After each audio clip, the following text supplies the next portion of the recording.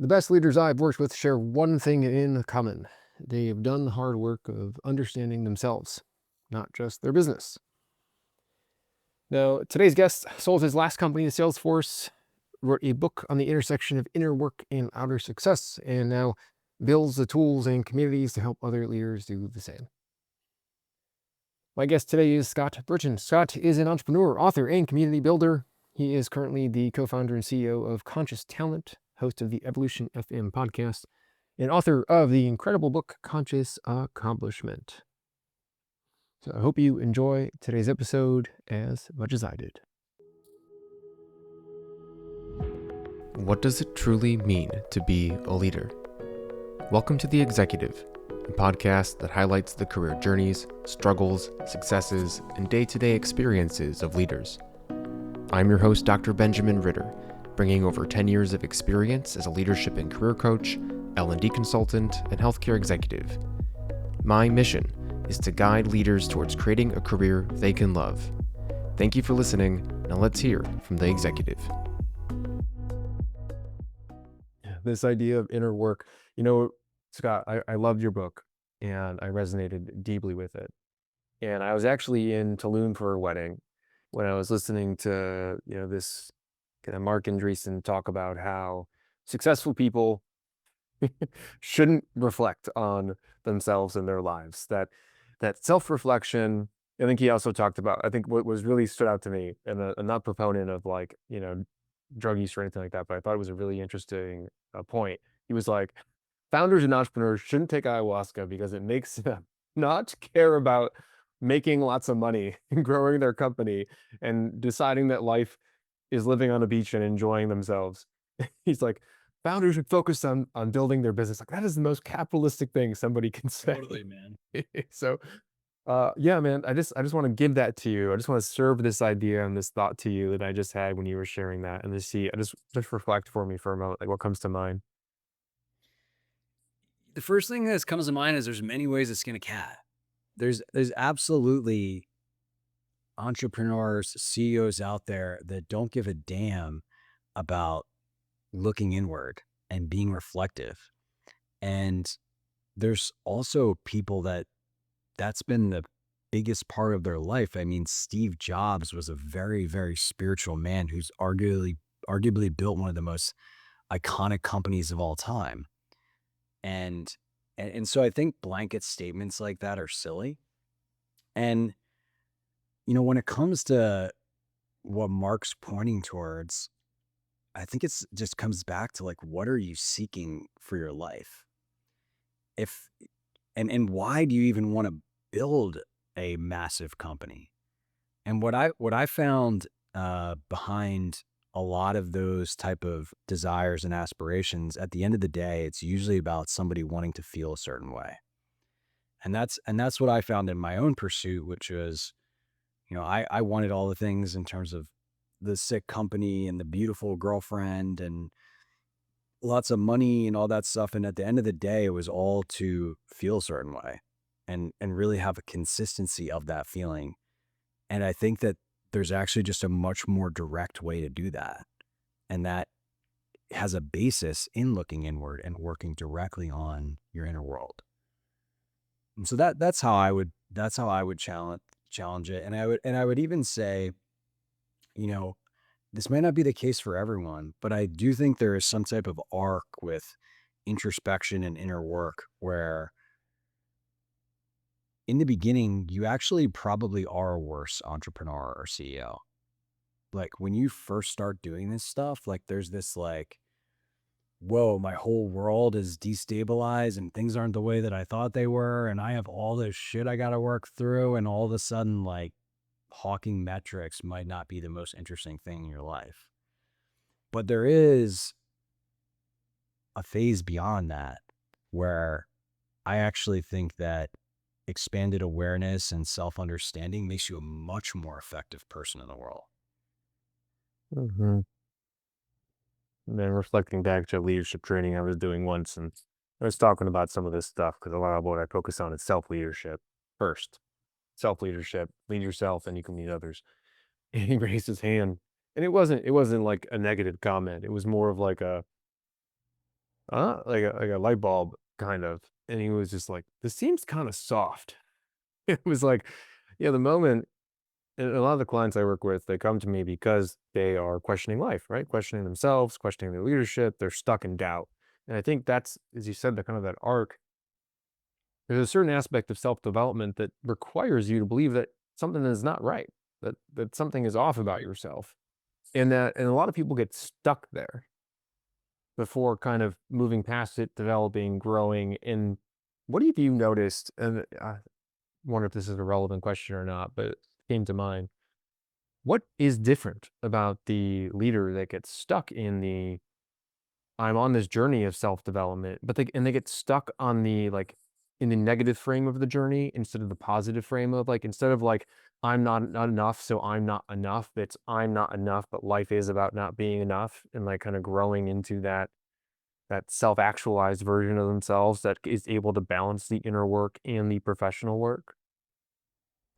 It's a great question, and I don't know that I have the answer, but what I've noticed is it becomes really hard when you view the inner work and these things that come up as a major detour that's derailing you. And what I've seen is that, and I've seen this with my own life. When you treat it like that, it's like there's an aversion to doing the inner work. It's frustrating, it's annoying, and a lot of times the underlying issues don't resolve. And I think the people that really like embrace the knife and they see, okay, like this is maybe actually the primary game that I'm playing is to move through these blocks and face these things. Having that type of willingness, it's really the willingness to face things. That to me is what separates people that are able to kind of move through these things, not always gracefully, but more on an easier groove than people that are just constantly resisting and fighting being in it. And what I've noticed is that um, life gives you what you can handle on that front. And so to me, it eventually just became pretty obvious in my own experience by observing myself when I really fought that I was in some type of like stuck situation and had to deal with something versus when I really just embraced it, that the more intelligent thing to do if you're called to an inner work path, and I don't know that everybody is, but if you're called to the path and you've opened that door, then I think the only way through is to embrace these things. And that actually creates a smoother passage. When you say How embrace, does that how does that land for you? yeah, well, it it brings up I'm gonna nerd out for a moment. I don't watch a lot of TV, and I fall into my imagination through fantasy novels, and I'll switch off between, like, "Okay, I wanna learn this skill right now," like, we're talking about app production, like, I launched 3 apps. I really dive in, but but then I dive into, like, a fantasy book to kinda let my brain relax, and I'm reading the, last book of Brandon Sanderson's The Stormlight Archive, and Nice. one of the main characters in it is, like, has gotten over depression, basically.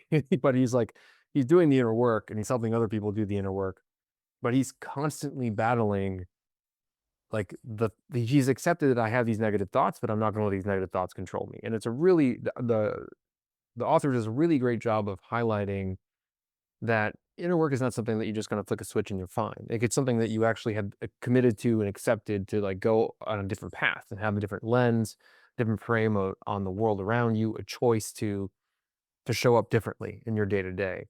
And like that's what's comes up for me. But when you say like embrace inner work and it's right for some people, not right for other people, like what does that even mean for somebody? Yeah, I think so. Let's take fear for an example. I know with Live Fearlessly and a lot of the things that you preach, you talk about how to handle fear. And so if you have some type of fear that comes up or persistent anxiety, you have a choice. You can continue to avoid it, you can fight that it's there, or you can say, you know what? I recognize that I have some fear. and I actually need to sit with this. I actually need to face it. And that to me is that willingness that I'm talking about, where there's bypassing and then there's embracing it. And I think a lot of different people have like a lot of different techniques to do that. And once you have your own set of tools, a lot of times people don't have tools. They don't know how to work with this stuff. And so they see a therapist or they see a coach or they see, some type of person that can help them. But eventually, when you have your own tools, like you constantly have that choice. And a tool can simply be just acknowledging and witnessing the feeling. Um, and so for me, a lot of what I am trying to advocate for is that people take those opportunities. People use the things that life gives them to explore what's behind that fear. And in my experience, the more you embrace those opportunities, the more you better understand yourself, the more you better understand reality itself. And honestly, like the easier life flows. So, yeah, that's what I mean. That's what I mean by that. So if I'm an executive listening to this and I'm like, okay, I think I need to work on something. Like let's say for example, and this is a client situation. I'm a powered financial executive. I have been really successful professionally. I've consistently gotten the feedback that I'm judgmental, critical, can humiliate others, and tough.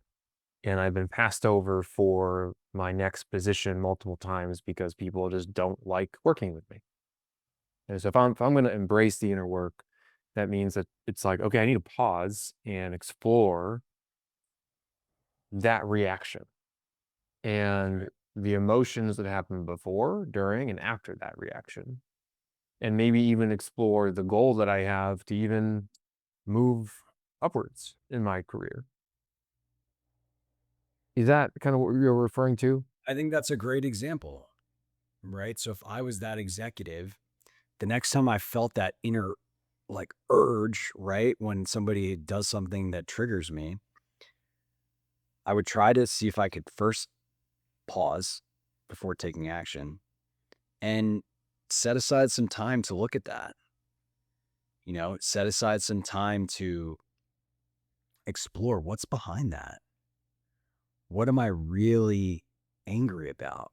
And then what's behind that? And then what's behind the next thing?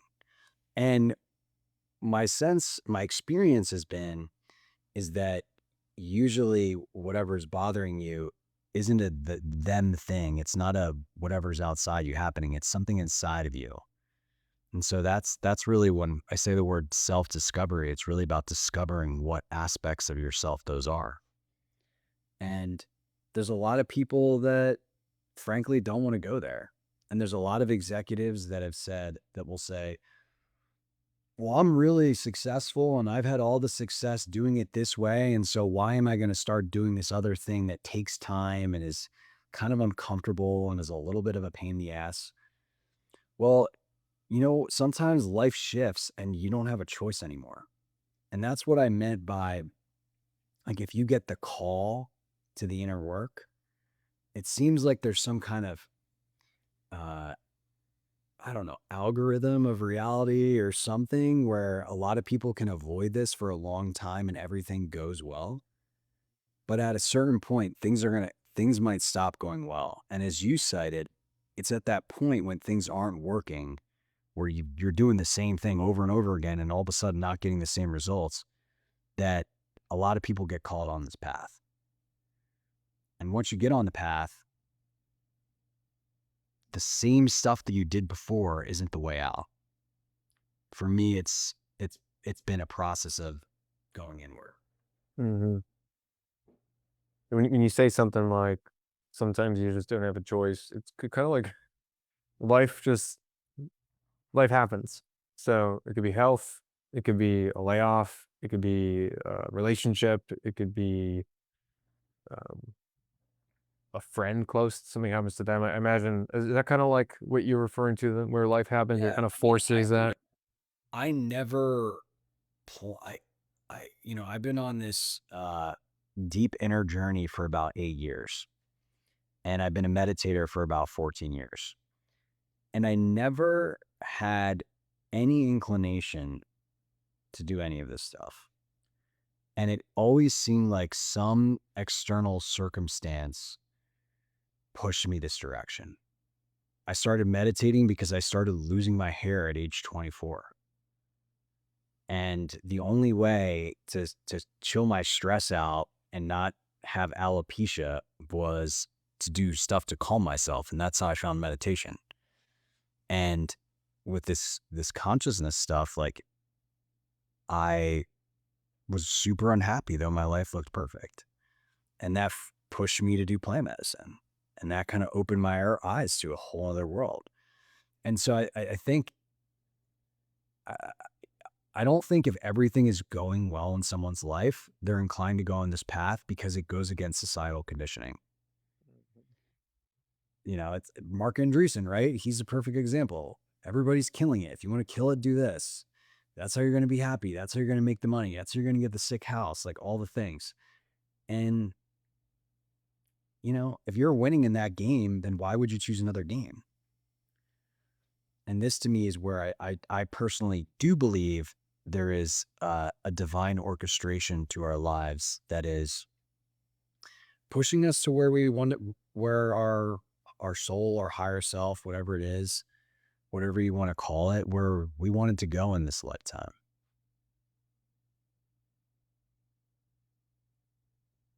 Mm. So then that's it for a second. Yeah, if you're winning in this game, why would you change the game? And it's often because, yeah, the leaders that I'll work with don't feel like they're winning. You know, Right. it's like I have everything that says that I'm winning, but everything inside me says that I'm missing something. And Is so it? you have a Yeah. choice at that point. You can keep trying to play the same game, do more, more, more, thinking that that's going to fill the hole. Or you can ask yourself, is there a direct way to work on the hole? Mhm. And my experience has been that the inner work is that answer in whatever form or fashion suits you. Yeah, and other there's a variety of ways to do the work. When someone may be listening to this and be like, okay, all I've learned so far is that I need to sit down and I need to listen to my thoughts and work and like understand the feelings that I'm having, to dive deeper, to do the 5 or 7 whys. Like, they're like, well, if it was that simple, like it can't be that secretive. Like, how would you respond to those leaders? Well, I don't think it's a secret. I mean, this stuff has been around for thousands of years. It's just not in our culture. It's not how we're indoctrinated. No one says, "Hey, you want to have the life of your dreams, you want to feel how you want to feel, start going into all your shit." Nobody says that. That's not that's not the programming that we have in this country. And so, my experience has been that this stuff largely stays out of your field or your life until you're called to it. And it could show up through a tragedy, it could show up through a book recommendation, it could show up through a coach starting to work with a coach, whatever it is. But it's showing up for a reason. And you can continue to resist and see how that goes, or you can embrace this and say, you know what, I'm going to treat this as an experiment. And that's what I always recommend to people, versus like blanket, do this, do that. Try something for 3 months and see what happens. So our listeners need to go read your book, Conscious Accomplishment, and they'll learn your backstory and how you got here. And what I'm interested in is what they won't learn from the book, which is what are you building towards? You know, now that you've done some of the work and you've had part of the journey and you've brought these ideas to the world, like what's next for Scott? Thanks for asking that. The phase that I'm at right now is really chasing my aliveness and chasing my inspiration. And it's taking me all kinds of places that I would have never anticipated.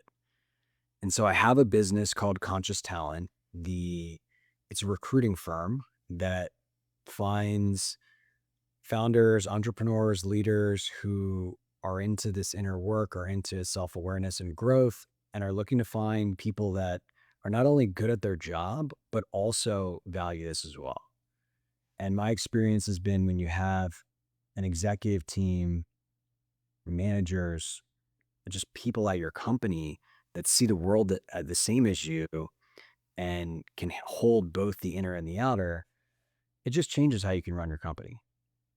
And so I had this recruiting business, and towards the end of last year, I just felt this really, really strong pull to go see what all the fuss about this AI stuff is. And I was using ChatGPT and Claude and doing some cool things here and there, but I wasn't doing agent stuff really. I wasn't doing coding stuff. And so I kind of have just been going really hard on learning those things. And there's a couple things I'm building. One of the things is a platform for people to manage their chronic health stuff. And so I have been on this health journey for about 5 years, spent well over $100,000, probably have talked to 40, 50 doctors. I mean, it's just crazy what I've been through. And I found myself so incredibly frustrated by outsourcing my health that it finally got to the point where like, I need to really take this into my own hands. And so what this product does, it allows you to upload all of your blood work, input all your symptoms, and then it compares all of that data against the latest research and everything that's happening on Reddit. And basically suggests to you, here's a gap analysis of your current treatment protocol against what the latest research paper says or what's working for people on Reddit. Um, hey, here's a treatment you've been doing for 3 to 6 months. It doesn't really seem like it's working. You might want to consider this. And it really just has allowed me to kind of take my health into my own hands. And so that's and I'll be honest, I get on the phone with my doctor and I show them this and I'm teaching them things. Yeah. And so I really do think that in this world of AI, we are in a future where we can just be much more empowered with the right tools. And I want to help a lot of people that are going through what going through. So I've been working on that. I also recently built this product that is a AI marketing assistant, essentially, where I when I decided I wanted to go like all in on AI, I was like, you know what, I want to turn my recruiting business into just like an automated lead gen machine. And so I built this tool that ingests all your Google Search Console data, all your Google Analytics, everything that's happening on your website, your email list, your lead forms, and then uses all of that data to just tell you, here are like the 3 things you need to do every day. And so whether that's write a blog post on this, update this page on your site, change this copy, whatever it is, and everything is, very easy, like one-click actions. So, um, yeah, that's the main other thing, and I have a bunch of other, like, little apps and stuff, but I'm really just in this fun exploration of playing and building things that I wanna see in the world.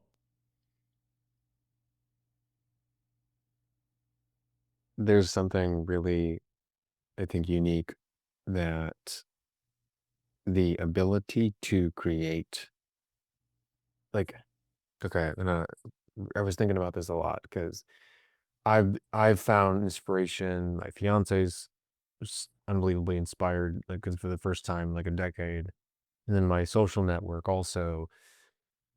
taking away the boundaries to be able to take an idea and put it into action is such a special and powerful thing. And it hits on all like the key aspects of like what I would find from like an artistic endeavor, right? Like creating music, singing, playing sport, but it does it at your fingertips. Like it's so beautiful about the ability to create through AI. Uh, I can't wait to check out the marketing assistant and the health product and everything else that you build. Do you have any final thoughts or words of advice for our individuals that maybe want to dive into inner work? Yeah, I'd say if this resonated and you really want to go deeper in terms of what's worked for me and how I see the world, definitely check out my book, Conscious Accomplishment. That's probably the best resource. It's available on audio and Audible and all that good stuff. Um, and yeah, I'm a very reachable person. You can find me on LinkedIn or X.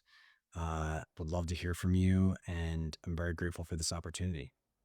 We'll put all the links in the show notes, everyone. And thank you, Scott. This has been, I feel like, much more centered after chatting with you. So I appreciate your energy and your vibes. Oh, glad to hear it, man. Keep doing great work. Thank you for listening to the Executive Podcast, where we explore what it truly means to be a leader. If you've taken one thing away, make sure to subscribe, share, and most importantly, leave a review. Thanks again, everyone, and see you next time.